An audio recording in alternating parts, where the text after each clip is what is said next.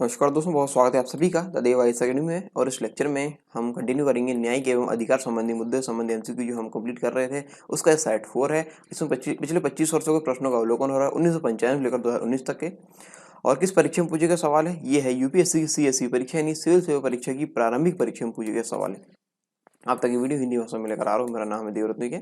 चलिए शुरू करते हैं इसको। निम्नलिखित में से किस एक अधिकार को डॉक्टर बी.आर. अम्बेडकर द्वारा संविधान की आत्मा कहा गया है? संविधान की आत्मा किस अधिकार को यहाँ पे कहा गया है बी.आर. अम्बेडकर के द्वारा, ये हमको बताना है। 2002 में सवाल पूछा गया है। धर्म की स्वतंत्रता का अधिकार, संपत्ति का अधिकार, समानता का अधिकार या फिर संवैधानिक उपचार का अधिकार। तो डॉक्टर बी.आर. अम्बेडकर द्वारा संविधान की आत्मा कहा गया है यहाँ पे संविधान उपचार का अधिकार। संविधान उपचार का अधिकार आंसर है इसका डी। कुछ और जानकारी जो आपको जाननी चाहिए। संवैधानिक उपचारों का अधिकार एक मौलिक अधिकार है जो अनुच्छेद 32 में आर्टिकल 32 में उल्लिखित है। और अनुच्छेद 32 संवैधानिक उपचारों का अधिकार है, यानी यह वह मौलिक अधिकार है जो अन्य मौलिक अधिकारों अन्य मौलिक अधिकार जैसे यहाँ पे ये देखो, यहाँ पे मौलिक अधिकार भारत का संविधान 6 मौलिक जो अधिकार है वो प्रदान करता है। समता का अधिकार अनुच्छेद 14 से 18, और स्वतंत्रता का अधिकार अनुच्छेद 19 से लेकर 22, शोषण के विरुद्ध अधिकार 23 से 24, स्वतंत्र धर्म की स्वतंत्रता का अधिकार अनुच्छेद 25 से 28, संस्कृति और शिक्षा संबंधी अधिकार अनुच्छेद 29 से 30, संवैधानिक उपचारों का अधिकार आर्टिकल 32। तो ये इस प्रकार जो 6 मौलिक अधिकार यहाँ पे दिए गए, ठीक है। तो यहाँ पे इनका यदि हनन होता है तो यहाँ पे इनका यदि हनन होगा तो उसके लिए ये है आर्टिकल 32, यानी वह मौलिक अधिकार है आर्टिकल 32 जो अन्य मौलिक अधिकारों के हनन के समय नागरिकों के को उनके हनन हो रहे मूल अधिकारों की रक्षा करने का उपचार प्रदान करता है। और इसी अनुच्छेद की शक्तियों के अंतर्गत सर्वोच्च न्यायालय अपने नागरिकों के मौलिक अधिकार सुरक्षित और संरक्षित रखता है। ठीक है, आंसर है इसका डी। अगला सवाल है, निम्नलिखित कथनों पर विचार कीजिए। 2005 में सवाल पूछा गया है। उपरोक्त कथनों में से कौन सा या कौन से सही है, ये हमको बताने हैं। अनुच्छेद 301 संपत्ति के अधिकार से संबंध है। और ये जो सवाल है ये संपत्ति के अधिकार से संबंधित है। ठीक है, ये जो सवाल है और ये कथन है इसी से संबंधित है। तो यहाँ पे दूसरा हम पढ़ेंगे, संपत्ति का अधिकार एक विधिक अधिकार है किंतु यह मूल अधिकार नहीं है। भारत के संविधान में अनुच्छेद 300 ए उस समय केंद्र में कांग्रेस सरकार द्वारा 44वें संविधान संशोधन से अंततः स्थापित किया गया। तो यहाँ पे जो कथन है, पहला कथन है अनुच्छेद 301 संपत्ति के अधिकार संबंधित है, तो ये कथन गलत है, ये इससे संबंधित नहीं है। दूसरा, संपत्ति का अधिकार एक विधिक अधिकार है किंतु यह मूल अधिकार नहीं है, हाँ तो ये सही है। ठीक है, दूसरा कथन यहाँ पे सही है। और तीसरा कथन जो भारत के संविधान में अनुच्छेद 300 ए उस समय केंद्र में कांग्रेस सरकार द्वारा 44वें संविधान संशोधन से अंततः स्थापित किया गया है, ये कथन गलत है। सिर्फ दूसरा कथन यहाँ पे सही है। तो उपरोक्त कथनों में से हम चेक कर लेते हैं, केवल दो और तीन, एक तीन, एक दो तीन। तो यहाँ पे दूसरा है कथन सही, तो आंसर रहेगा इसका ये, केवल दूसरा कथन यहाँ पे सही है। अनुच्छेद 301 व्यापार व व्यवसाय के अधिकार से संबंधित है। किससे संबंधित है? व्यापार व व्यवसाय से संबंधित है। और भारतीय मूल संविधान में संपत्ति के अधिकार को अनुच्छेद 19(1) जी के तहत मौलिक अधिकार में रखा गया था, किंतु संविधान के 44वें संशोधन अधिनियम द्वारा इसे कानूनी अधिकार की श्रेणी में परिवर्तित कर दिया गया है। ठीक है, तो ये है इसके बारे में। और कुछ जानकारी है जो आपको जाननी चाहिए संपत्ति के अधिकार संबंधी, राइट टू प्रॉपर्टी से। संपत्ति के अधिकार को वर्ष 1978 में 44वें संविधान संशोधन द्वारा मौलिक अधिकार से विधिक अधिकार में परिवर्तित कर दिया गया था।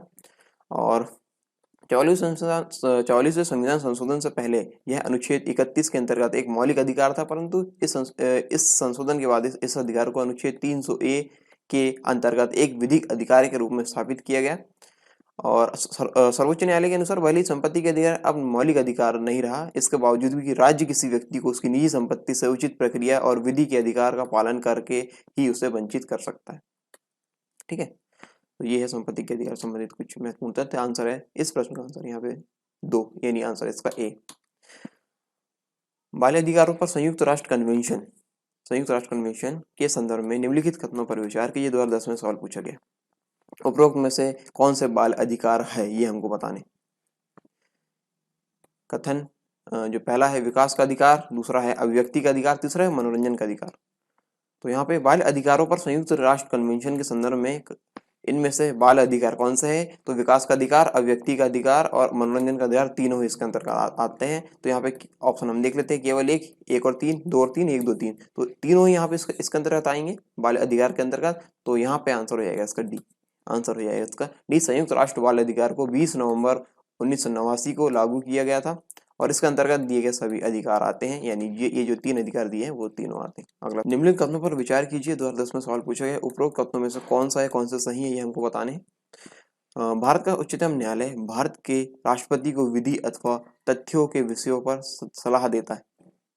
भारत का जो उच्चतम न्यायालय है राष्ट्रपति को विधि अथवा तथ्यों के विषयों पर सलाह देता है। कब सलाह देगा, यहाँ पे ये बताना है हमको। स्वप्रेरण पर, व्यापक लोकहित के किसी विषय में, या फिर यदि वह ऐसी कोई सलाह मांगता है, केवल यदि विषय नागरिकों के मूल अधिकारों से संबंधित है। तो यहाँ पे भारत का उच्चतम न्यायालय भारत के राष्ट्रपति को विधि अथवा तथ्यों के विषय में सलाह देता है यदि वह ऐसी कोई सलाह मांगता है तब। ठीक है, दूसरा कथन यहाँ पे सही है, पहला और तीसरा यहाँ पे नहीं है। स्वप्रेरणा पर नहीं देता, केवल यदि विषय नागरिकों के मूल अधिकार संबंधित है तब ये नहीं देता है। यदि वह ऐसी सलाह कोई मांगेगा, ठीक है, मांगेगा तब जाके ये उच्चतम न्यायालय सलाह देता है राष्ट्रपति को। तो केवल दूसरा कथन यहाँ पे सही है। उपरोक्त कथनों में से हम देखते हैं केवल एक, केवल दो, केवल तीन, एक और दो। तो आंसर है इसका बी, केवल दो यहाँ पे सही है। ठीक है, केवल दो। अनुच्छेद 143 के अनुसार राष्ट्रपति सर्वोच्च न्यायालय से परामर्श कर सकता है, ये यहाँ पे दिया गया। अगला सवाल है, भारत में किसी धार्मिक संप्रदाय या समुदाय को यदि राष्ट्रीय स्तर पर अल्पसंख्यक वर्ग का दर्जा दिया जाता है तो वह किस विशेष लाभों का हकदार हो जाता है। 2011 में सवाल पूछा गया। बताना है उपरोक्त कथनों में से कौन सा कथन सही है या कौन से कथन यहाँ पे सही है, ये हमको बताना है। यह संप्रदाय या समुदाय विशेष शैक्षणिक संस्थानों की स्थापना और संचालन कर सकता है। क्या ये कर सकता है? हाँ, ये बिल्कुल सही है ये कथन। ठीक है, यह संप्रदाय या समुदाय विशेष शैक्षणिक संस्थानों की स्थापना और संचालन कर सकता है। दूसरा है, भारत के राष्ट्रपति स्वयमेव इस संप्रदाय या समुदाय के एक प्रतिनिधि को लोकसभा में मनोनीत कर देते हैं। अगला है, यह संप्रदाय या समुदाय प्रधानमंत्री के 15 पॉइंट कार्यक्रम का लाभ प्राप्त कर सकता है। तो यहाँ पे तीसरा कथन सही है, दूसरा सही नहीं है। ठीक है, भारत के राष्ट्रपति स्वयं इस संप्रदाय या समुदाय के एक प्रतिनिधि को लोकसभा में मनोनीत कर देते हैं, ऐसा नहीं है। ठीक है, तो केवल एक और तीसरा यहाँ पे सही है। ऑप्शन हम देख लेते हैं, केवल एक, दो और तीन, एक और तीन, एक, दो और तीन। तो यहाँ पे एक और तीन आंसर है इसका सी, आंसर है इसका सी। अल्पसंख्यक शैक्षिक संस्था के पास ये अधिकार है कि वह 50% तक सीटें अपने समुदाय के लिए आरक्षित कर सकती है। और ये बताया गया उच्चतम न्यायालय का फैसला सेंट स्टीफन कॉलेज मुकदमा में 1992 SCC 558 के तहत।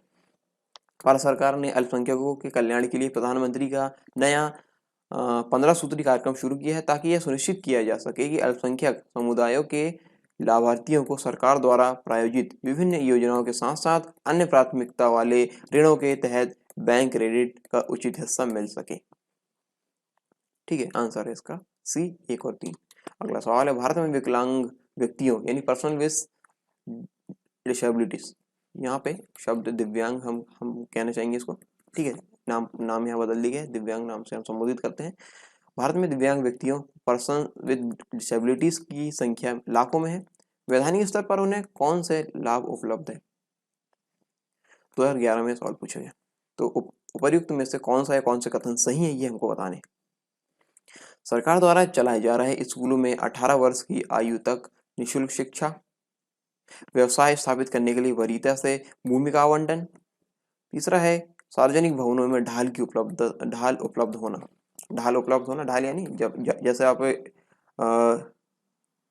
ट्रेन सफर करने आते हैं, जब आप प्लेटफॉर्म में पहुंचते हैं, ठीक है, तो रेलवे स्टेशन में जब आप वहाँ देखते हैं सीढ़ी के साथ साथ वहाँ पे ढलान वाली सीढ़ी भी रहती है। ठीक है, ढलान वाली सीढ़ी, जहाँ से ये जो दिव्यांग व्यक्ति है वो वहाँ से उतर सकते हैं या अपने व्हीकल के द्वारा नीचे आ सकते हैं। ठीक है, तो सार्वजनिक भवनों में ढाल का उपलब्ध होना यहाँ पे बताया गया है कथन में। तो हमको देखना है कि ये सही है या नहीं। ठीक है, तो ये कथन सही है बिल्कुल। ठीक है, दूसरा कथन जो है व्यवसाय स्थापित करने के लिए वरीयता से भूमि का आवंटन करना, ये भी है इसके अंतर्गत। और सरकार द्वारा चलाया जा रहा है स्कूलों में 18 वर्ष की आयु तक निःशुल्क शिक्षा, तो ये है जो भारत में विकलांग व्यक्ति है उनके वैधानिक स्तर पर उन्हें ये लाभ प्राप्त है। तीनों ही कथन यहाँ पे सही है। ठीक है, तो यहाँ पे ऑप्शन हम देख लेते हैं, केवल 1, 2 और 3, 1 और 3, 1, 2 और 3, तो तीनों कथन यहाँ पे सही, आंसर हो जाएगा इसका डी। आंसर हो जाएगा इसका डी। भारत में विकलांग, सॉरी मैं बार बार ये बोल रहा हूँ, यहाँ पे ये दिव्यांग व्यक्ति है। भारत में दिव्यांग व्यक्तियों हेतु सरकार द्वारा चलाए जा रहे स्कूलों में 18 वर्ष की आयु तक निःशुल्क शिक्षा प्रदान की जाएगी। व्यवसाय स्थापित करने के लिए वरीयता से भूमि का आवंटन किया जाएगा तथा सार्वजनिक भवनों में ढाल वाला स्थान की उपलब्धता सुनिश्चित की जाएगी। व्हीलचेयर की पहुंच वाले शौचालय, लिफ्ट तथा एलिवेटर्स में ब्रेल लिपि में तथा ध्वनि संकेतक की उपलब्धता, अस्पतालों तथा प्राथमिक स्वास्थ्य केंद्र में ढलुआ मार्ग की उपलब्धता सुनिश्चित की जाएगी।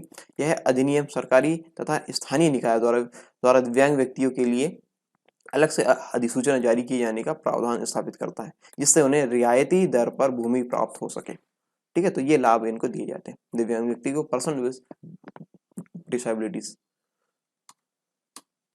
अगला सवाल है यहाँ पे, निम्नलिखित पर विचार कीजिए। 2011 में सवाल पूछा गया है, ये कथन यहाँ पे है। इससे पहले हम पढ़ लेते हैं इस प्रश्न की मांग क्या है।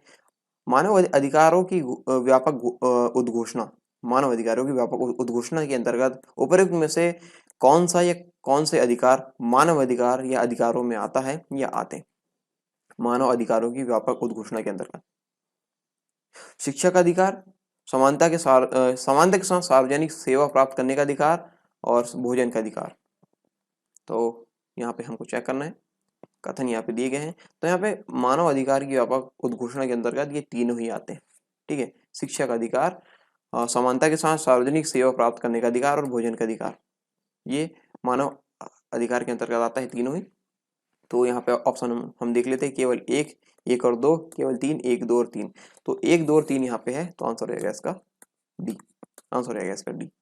ठीक है, तीनों ही इसके अंतर्गत है। अनुच्छेद 25 में भोजन का अधिकार दिया है और अनुच्छेद 21(2) में समानता के साथ सार्वजनिक सेवा प्राप्त करने का अधिकार है। अनुच्छेद 26(1) में शिक्षा का अधिकार है। और ये अनुच्छेद किसके अंतर्गत है, ये मानव अधिकारों की व्यापक उद्घोषणा के अंतर्गत। ठीक है, कंफ्यूज नहीं होना उसमें, इसके अंतर्गत ये है। आंसर है इसका डी। अगला सवाल है, भारतीय विधान के प्रावधानों के अंतर्गत उपभोक्ताओं के अधिकारों या विशेषाधिकारों के संदर्भ में निम्नलिखित में से कौन सा कथन सही है या कौन से कथन सही है, हमको बताना। 2012 में सवाल पूछा गया।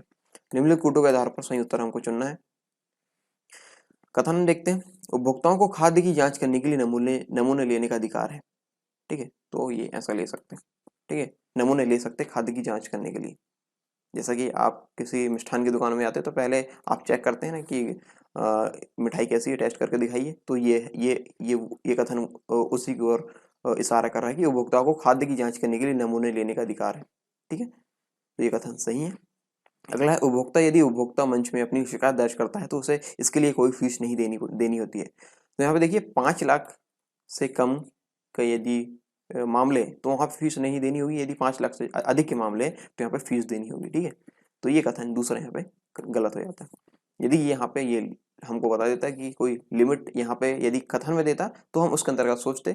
तो लिमिट नहीं दिया, सिर्फ ऐसा बोला गया यहाँ पे कि कोई फीस नहीं देनी होती। तो यहाँ पे एक लिमिट है, लिमिट के ऊपर यदि केस जाएंगे, उस मूल्य के केस जाएंगे तो यहाँ पे फीस देनी होगी। तो दूसरा कथन यहाँ पे गलत हो जाता है।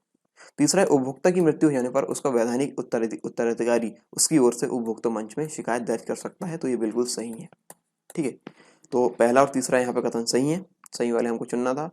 केवल 1, 2 और 3, केवल 1 और 3, 1, 2 और 3, तो केवल 1 और 3 यहाँ पे है। तो आंसर हो जाएगा इसका सी। आंसर हो जाएगा इसका सी। भारत में उपभोक्ता संरक्षण अधिनियम के अंतर्गत किसी भी उपभोक्ता को खाद्य पदार्थों की जांच एवं नमूने लेने का अधिकार है। और किसी उपभोक्ता की मृत्यु हो जाने पर उसके वैधानिक उत्तराधिकारी को उपभोक्ता फोरम में शिकायत दर्ज करने का अधिकार है। आंसर इसका सी। और अगला सवाल है यहाँ पे, केंद्र और राज्यों के बीच होने वाले विवादों का निर्णय करने की भारत के उच्चतम न्यायालय की शक्ति किसके अंतर्गत आती है। केंद्र यदि राज्यों के बीच विवाद यदि होते हैं तो इनका निर्णय करने की भारत के उच्चतम न्यायालय की शक्ति इसमें से किसके अंतर्गत आएगी, हमको बताना। 2014 में सवाल पूछा गया है। परामर्शी अधिकारिता के अंतर्गत, अपीली अधिकारिता के अंतर्गत, मूल अधिकारिता के अंतर्गत या फिर रिट अधिकारिता के अंतर्गत। यहाँ पे केंद्र और राज्य के बीच होने वाले विवादों का निर्णय करने की भारत के उच्चतम न्यायालय की शक्ति आएगी यहाँ पे मूल अधिकारिता के अंतर्गत। ठीक है, मूल अधिकारिता के अंतर्गत। आंसर है इसका सी। यह मूल ये जो यहाँ पे दिए गए केंद्र और राज्यों के बीच होने वाले विवादों के निर्णय में जो यहाँ पे इसके संदर्भ में यह मूल अधिकारी के अंतर्गत आता है, जिसके अंतर्गत उच्चतम न्यायालय केंद्र तथा एक या एक से अधिक राज्यों के मध्य उत्पन्न विवादों का निर्णय लेता है। सर्वोच्च न्यायालय के क्षेत्र अधिकार और शक्ति को निम्न रूप में यहाँ पे वर्गीकृत किया जा सकता है। मौलिक अथवा आरंभिक क्षेत्राधिकार, अपीली क्षेत्राधिकार, अभिलेख न्यायालय की शक्तियां, रिट अधिकारिता, परामर्शी या सलाहकारी अधिकारिता, पुनर्लोकन का अधिकार, संविधान का संरक्षक, अन्य शक्ति एवं अधिकारिता है। तो यहाँ पे ये जो दिया गया है हमको वो है मौलिक अधिकार, मौलिक अथवा आरंभिक क्षेत्राधिकार, मौलिक अथवा आरंभिक क्षेत्राधिकार इसके अंतर्गत ये है। मौलिक अथवा आरंभिक क्षेत्राधिकार के अंतर्गत क्या चीजें आती है? इसके अंतर्गत सर्वोच्च न्यायालय 3 तरह के मामलों की सुनवाई करता है। पहला है भारत सरकार तथा एक या अधिक संघ के राज्यों के बीच के विवाद। एक और भारत सरकार और किसी राज्य या राज्यों एवं दूसरी ओर एक या अधिक अन्य राज्यों के बीच के विवाद, और यहाँ पे परस्पर 2 या अधिक राज्यों के बीच के विवाद। ठीक है, तो ये आता है मौलिक अथवा आरंभिक क्षेत्राधिकार के अंतर्गत सर्वोच्च न्यायालय के। ठीक है, तो आंसर है इसका सी। अगला सवाल है ग्राम न्यायालय अधिनियम के संदर्भ में निम्नलिखित कथनों में कौन सा या कौन से सही है, ये हमको बताना है। ये कथन यहाँ पे दिए गए हैं दोनों, इनके अंतर्गत हमको बताना। 2016 में सवाल पूछा गया, नीचे दिए गए कूट का प्रयोग कर सही उत्तर हमको चुनना है, सही वाले हमको बताना है यहाँ पे। ठीक है, ग्राम न्यायालय संबंधित, ग्राम न्यायालय अधिनियम से संबंधित। इस नियम के अनुसार ग्राम न्यायालय केवल सिविल मामलों की सुनवाई कर सकता है, आपराधिक मामलों की नहीं। तो क्या ऐसा है? ऐसा नहीं है, ये गलत है। ठीक है, ये कथन यहाँ पे गलत है। यह केवल सिविल मामलों की सुनवाई नहीं करता, और भी मामले की सुनवाई यहाँ पे करता है। यह अधिनियम स्थानीय सामाजिक सक्रियतावादियों को मध्यस्थ या सुलहकर्ता के रूप में स्वीकार करता है। हाँ, ये सही है। ठीक है, दूसरा कथन यहाँ पे सही है। तो यहाँ पे हम देख लेते केवल एक, केवल दो, एक और दो दोनों, ना तो एक नहीं दो। तो यहाँ पे उत्तर है इसका बी, केवल 2। ठीक है, केवल 2 इसका उत्तर है। ग्राम न्यायालय आपराधिक मामले, दीवानी मामले, दावे या आपत्ति जो पहली और दूसरी अनुसूची में निर्दिष्ट है की सुनवाई करते हैं। ठीक है, इनकी सुनवाई ग्राम न्यायालय करते हैं, ग्राम न्यायालय यहाँ पे करते हैं। जहाँ तक संभव है यह अपेक्षा की जाती है कि ये दोनों पक्षों के बीच सुलह करके विवादों के निपटारे का प्रयास करें, और इसके लिए वे नियुक्त सुलहकर्ता की मदद ले सकते हैं। संदर्भ पेज 601 इंडिया एयरबुक 2016। न्यायपालिका शीर्षक में कहा गया है कुछ प्रदेशों में पंचायत न्यायालय का अन्य नामों, पंचायत न्यायालय को अन्य नामों जैसे कचहरी, न्याय पंचायत, पंचायत अदालत और ग्राम कचहरी के नाम से छोटे और स्थानीय प्रवृत्ति के दीवानी और आपराधिक विवादों के फैसले से कार्य करती है। इसका मतलब जो पहला कथन है वो सही है, पहला कथन यहाँ पे गलत है, पहला कथन यहाँ पे गलत है। और दूसरा है यहाँ पे इस अधिनियम के तहत जिला न्यायालय डीएम के परामर्श के तहत सुलहकर्ता के रूप में कार्य करने के लिए सामाजिक कार्यकर्ताओं की पैनल तैयार करता है, इसलिए दूसरा कथन यहाँ पे सही है। ठीक है, दूसरा कथन यहाँ पे सही है, आंसर है इसका बी, केवल 2। अगला सवाल है भारत में न्यायिक पुनरीक्षण का अर्थ क्या है? 2017 में सवाल पूछा गया है। 4 ऑप्शन यहाँ पे दिए गए हैं। विधि और कार्यपालिका आदेशों की संवैधानिकता के विषय में प्रख्यापन करने का न्यायपालिका का अधिकार। दूसरा है विधानमंडल द्वारा निर्मित विधियों के प्रज्ञान को प्रश्नगत करने का न्यायपालिका का अधिकार। तीसरा है न्यायपालिका का सभी विधायी अधिनियमों के राष्ट्रपति द्वारा उन पर सहमति प्रदान किए जाने के पूर्व पुनरीक्षण का अधिकार। चौथा है न्यायपालिका का समान या भिन्न वादों में पूर्व में दिए गए स्वयं के निर्णयों के पुनरीक्षण का अधिकार। तो यहाँ पे भारत के न्यायिक पुनरीक्षण का अर्थ है विधियों और कार्यपालिका आदेशों की संवैधानिकता के विषय में प्रख्यापन करने का न्यायपालिका का अधिकार। आंसर है इसका ए, आंसर है इसका ए। भारतीय संविधान के अनुच्छेद 137 के अनुसार भारत का सर्वोच्च न्यायालय केंद्र और राज्य के विधायी और कार्यकारी आदेशों का परीक्षण कर सकता है। यदि उनमें कोई भी असंवैधानिक त्रुटि दिखती है तो उसे अवैध घोषित कर सकता है। ऐसा अधिकार उच्च न्यायालय को भी प्राप्त है। ठीक है, राज्यों के जो उच्च न्यायालय उनको भी प्राप्त है। अगला है विधि का नियम सूचकांक, rule of law index. Rule of law index विधि का नियम सूचकांक को निम्नलिखित में से किसके द्वारा जारी किया जाता है? ये सूचकांक या फिर ये इंडेक्स इसके द्वारा जारी किया जाता है, ये हमको बताना। 2018 में पूछा गया सवाल है। एमनेस्टी इंटरनेशनल अंतर्राष्ट्रीय न्यायालय, संयुक्त राष्ट्र मानवाधिकार आयुक्त कार्यालय या फिर विश्व न्याय परियोजना। तो जो विधि का नियम सूचकांक है वो जारी किया जाता है विश्व न्यायालय परियोजना के अंतर्गत। ठीक है, आंसर है इसका डी। आंसर इसका डी। विधि का नियम सूचकांक विश्व न्यायालय परियोजना द्वारा जारी किया जाता है। विश्व न्यायालय परियोजना एक स्वतंत्र बहुआयामी अमेरिकी संगठन है। इसकी स्थापना 2006 में विलियम एच न्यूकॉम द्वारा की गई थी और इसका मुख्यालय वाशिंगटन डीसी में है। और WJP 3 माध्यमों के आधार पर काम करता है। अनुसंधान और छात्रवृत्ति, कानून सूचकांक के WJP नियम और व्यवसाय। ठीक है, तो यहाँ पे हो जाएगा इसका आंसर डी, विधि का नियम सूचकांक। यहाँ पे आपके लिए सवाल ये है कि एमनेस्टी इंटरनेशनल अंतर्राष्ट्रीय न्यायालय और संयुक्त राष्ट्र मानवाधिकार आयुक्त कार्यालय ये कौन से सूचकांक देते हैं, ये आप बताइए। ठीक है, ये आपके लिए होमवर्क है। जैसा कि मैं आपको सभी प्रश्न में सभी चारों ऑप्शन के बारे में यहाँ पे बता रहा हूँ, लेकिन इस प्रश्न में आपको नहीं बता रहा हूँ क्योंकि आपके लिए होमवर्क है। ठीक है, आप यहाँ पे देखिए तीनों के बारे में बताना, बहुत ही आसान सवाल है। आप गूगल कीजिए या फिर नहीं गूगल ही करेंगे आप, या नेट में गूगल कर सकते हैं, याहू कर सकते हैं, बिंग कर सकते हैं, जो भी करना है कीजिए, पर सर्च कीजिए। बेसिकली मतलब ये है ताकि आपके माइंड में एक्सरसाइज हो और ये आप याद रखें। अगला सवाल, निम्नलिखित कथनों पर विचार कीजिए। उपर्युक्त कथनों में से कौन सा सही है, ये हमको बताने। 2018 में सवाल पूछा गया। शिक्षा का अधिकार संबंधित यहाँ पे सवाल है सारे। ठीक है, जो कथन है वो दिए गए हैं। शिक्षक अधिकार यानी RTE अधिनियम के अनुसार किसी राज्य में शिक्षक के रूप में नियुक्त होने वाले नियुक्त होने के लिए होने के लिए किसी व्यक्ति में संबंधित राज्य अध्यापक शिक्षा परिषद द्वारा निर्धारित न्यूनतम योग्यता का होना आवश्यक है। RTE अधिनियम के अनुसार प्राथमिक कक्षाओं में शिक्षण हेतु किसी अभ्यर्थी के लिए राष्ट्रीय अध्यापक शिक्षा परिषद के दिशा निर्देशों के अनुरूप लिए गए अध्यापक अर्हता परीक्षण में उत्तीर्ण होना आवश्यक है। भारत में 90% से अधिक अध्यापक शिक्षा संस्थान प्रत्यक्ष रूप से राज्य सरकार के अधीन है, तो ऐसा नहीं है। ये पहला और दूसरा कथन बस यहाँ पे सही है। ठीक है, पहला दूसरा कथन सही है, तीसरा नहीं, तीसरा गलत है। ठीक है, ये जो पहला दूसरा कथन में जो कथन दिए गए वो सही है। ऊपर के कथनों में से कौन सा सही है हमको देखना है। 1 और 2 केवल 2, 1 और 3 केवल 3। तो यहाँ पे 1 और 2 सही है, आंसर है इसका ए।